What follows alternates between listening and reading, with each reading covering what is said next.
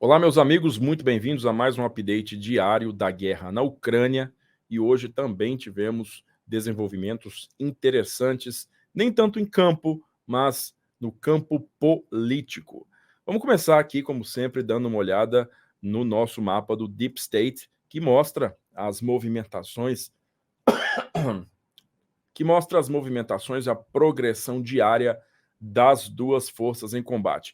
Começando aqui com a Rússia, que continua na região de Pokrovsk, avançando lentamente, mas realmente é bastante lentamente se vocês olharem aqui, ó, a diferença de ontem para hoje, né? Inclusive houve uma perda de terreno aqui, um recuo em relação a ontem, tá? Então, dá uma olhada aqui, ó, perto de New York, esse avanço russo estagnou e eles acabaram perdendo terreno, tanto nessa região quanto aqui, ó, no centro da cidade, já é considerado como área de contestação.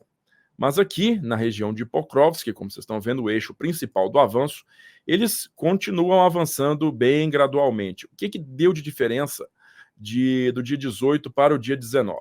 Aqui, ó. Aqui, principalmente, ao redor desse corpo d'água aqui, ó, na margem oriental desse corpo d'água, os russos conseguiram se estabelecer realmente expulsando as forças ucranianas. Não é uma área muito grande, mas aqui também, nesse sentido aqui, ó, de Krasny Yar, os russos, então, seguiram essa estrada que você está vendo aqui, ó, de Juravka, indo para Krasny Yar. Seguindo a estrada, eles conseguiram avançar um pouco, capturaram aqui esses campos agriculturáveis, tá? A leste de Juravka. Então, essa foi a grande modificação na linha de frente nas últimas 24 horas no setor de Donetsk. Agora vamos lá para o setor de Kursk. Aqui no dia 18, prestem bem atenção, dia 18, vou trocar para 19, ó. Agora, olha só como modificou a frente de batalha ucraniana aqui em Kursk. Então percebam que os ucranianos avançaram em 3 eixos nas últimas 24 horas. Aqui ao sul de Sudzha, ao longo dessa estrada que leva a Priamytsina e também ao longo do rio Semi. Olha aqui como estava 24 horas antes, como foi aberto, então, uma zona contestada bem maior, né? E isso, claro, é uma continuidade daquela estratégia ucraniana que a gente destacou no último vídeo, no de ontem, sobre isolar essa área toda aqui, ó, com a explosão, a destruição das 3 pontes que separam essa área fronteiriça com a Ucrânia, né, ao sul do rio Semi, da área norte aqui. Isso significa que essa intenção de selar essas tropas russas aqui e assumir o controle de toda essa área fronteiriça realmente tem bastante fundamento. Mas olha só como que na direção norte, né, já é realmente preocupante a distância que as tropas ucranianas estão da usina. Vamos ver aqui nas últimas 24 horas como que realmente nesse setor aqui, ó, foi aberta, né, essa frente de batalha contra os russos. E eu creio que o objetivo realmente é chegar a essa estrada aqui, ó, que liga até Ivanino. Então, chegar a essa estrada aqui realmente seria um golpe bem duro na posição russa aqui em Kursk. Falando em golpes na posição russa em Kursk, hoje aconteceu, né, como eu falei com vocês, o campo político se desenhou bem mais nessas últimas 24 horas do que no campo, né, de batalha propriamente dito. Esse aqui é o Apti Alaudinov, que é o comandante dos Spetsnaz, ou Forças Especiais Chechenas, também conhecidas como Batalhão Akhmat. Então, hoje, né, em combate na região de Kursk. O Alaudinov faz muito uso de mídias sociais para sua comunicação pessoal e no seu canal de Telegram, hoje ele fez uma provocação às mães e às famílias dos recrutas de 18 anos que são integrados ao exército russo, fazendo aí algo que provavelmente vai contra a política direta de Vladimir Putin para poder apaziguar, né, essas questões sociais dentro da Rússia, ao garantir que recrutas não irão para a linha de frente na Ucrânia. Vamos ver o que ele disse aí, ó. Apti Alaudinov, comandante do regimento checheno Akhmat, que luta pela Rússia, disse em um vídeo no dia 19 de agosto, ontem, que os recrutas russos deveriam partir para o fronte e que aqueles que serão mortos na região de Kursk irão para o céu. O próprio Alaudinov não está lutando na linha de frente. No início da invasão em larga escala da Ucrânia por Moscou, o presidente russo Vladimir Putin afirmou que os recrutas russos não se envolveriam no combate. Quando a guerra total entrou no seu terceiro ano, Putin assinou um decreto destinado a recrutar 150 mil cidadãos como parte da campanha de recrutamento de primavera que ocorre regularmente. Esse decreto, então, é do mês de março de 2024, já não é algo recente, tá? De acordo com vários relatos, vários recrutas foram enviados para o Oblast de Kursk e cerca de 250 deles foram capturados pelas forças ucranianas. Mães de recrutas pediram a Putin que os retirasse de Kursk, escreveu o Moscow Times em 12 de agosto. A petição teria coletado mais de 5 mil assinaturas. Dirigindo-se aos pais dos recrutas, Alaudinov disse que a Rússia atualmente está sob ataque do inimigo e que todos deveriam manter a linha. Se os seus filhos de 18 anos, que já estão no Ministério da Defesa como militares, não devem defender a pátria, mesmo quando ela é atacada pelo inimigo e quando o inimigo está na nossa terra, eu tenho uma pergunta para você. Por que esse país precisa de você e dos seus filhos? Disse Alaudinov, um aliado próximo do warlord, do senhor da guerra checheno, Ramzan Kadyrov, e um oficial do Ministério de Defesa russo em um vídeo publicado no Telegram. Ele continua, dizendo que ninguém morrerá sem estar destinado a morrer, mas se você morrer defendendo sua pátria, sua fé em Deus, você irá para o céu, ele acrescentou.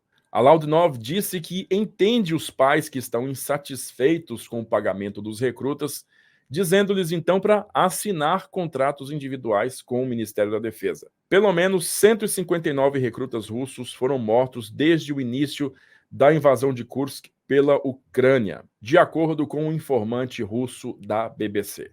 Também no dia de ontem, Putin assinou um decreto que facilita a imigração de cidadãos sem pátria e também insatisfeitos com as políticas dos seus estados de origem, para que se tornem cidadãos russos, e olha só, mesmo sem conhecimento da língua russa e também sem conhecimento da cultura russa. A Rússia, assim como o Brasil, sofre de um sério problema de fuga de cérebros.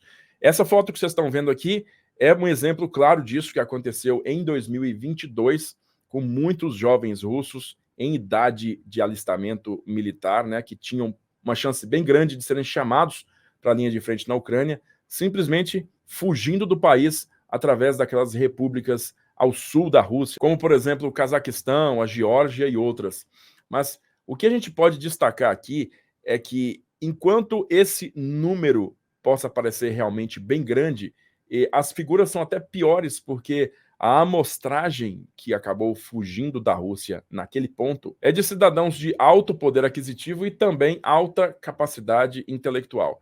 E para vocês terem uma ideia da escala do problema da imigração na Rússia, que já tem uma das taxas de natalidade mais baixas do planeta, vamos dar uma olhada nesse gráfico aqui, que mostra o retorno, a volta de russos ao país, que em 2019 ultrapassou a marca de 150 mil, aqui 153.200 russos fizeram pedido para retornar à Rússia em 2019, e os que efetivamente retornaram foram 108.600.